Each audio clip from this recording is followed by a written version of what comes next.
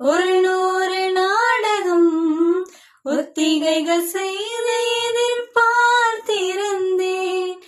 எதிர்பாராமலே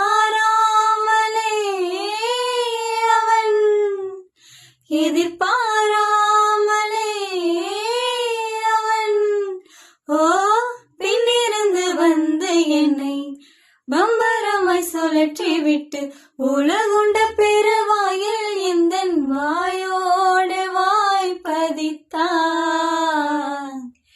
இந்த பூலோகம் என்றொரு பொருளுள்ளதை இந்த பூங்கு